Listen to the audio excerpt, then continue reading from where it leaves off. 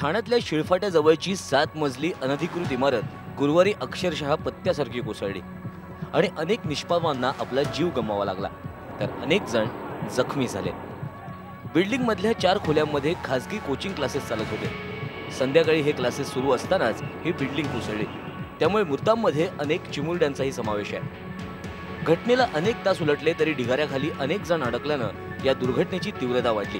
या दुर्घटनेत आपल्या जवळच्यांना गमावलेल्यांचा एकच प्रश्न आहे, याला जबाबदार कोण?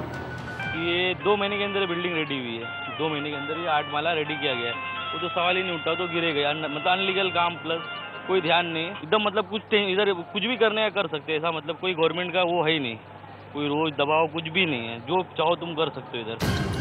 या इमारतीच्या बिल्डर्सच्या विरोधात सदोष मनुष्यवधाचा गुन्हा दाखल करण्यात आलाय।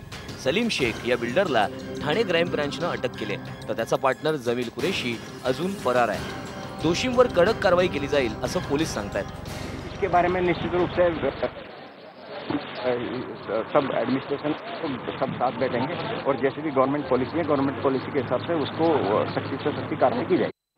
पण धक्कादायक गोष्ट म्हणजे प्रभाग क्रमांक 64 ब मधल्या लकी कंपाऊंड मधली ही इमारत अवघ्या 3 महिन्यात उभी राहिली। या इमारतीत 37 फ्लॅट्स बांधण्यात आले होते, त्यापैकी 28 फ्लॅट्स मध्ये लोक राहत होते। 3 महिन्यात एक बिल्डिंग उभी राहत असताना महापालिका प्रशासन, सरकारी अधिकारी, लोकप्रतिनिधी काय करत होते हा प्रश्न विचारला जातोय। या भागातल्या अनधिकृत बांधकामांसाठी बिल्डरांना राष्ट्रवादीचे आमदार जितेंद्र आव्हाड यांचा वरदहस्त मिळतोय असा थेट आरोप आरटीआय कार्यकर्ते निसार कारवणीकर यांनी केलाय। गेले आमदार त्यांचे स्पष्ट नाव घेऊन आमदार जे जितेंद्र आव्हाड आहेत, माननीय जितेंद्र आव्हाड हे आमच्या परिसराचे आमदार आहेत आणि त्यांच्या शेमुळे हे सर्व कारभार होतोय।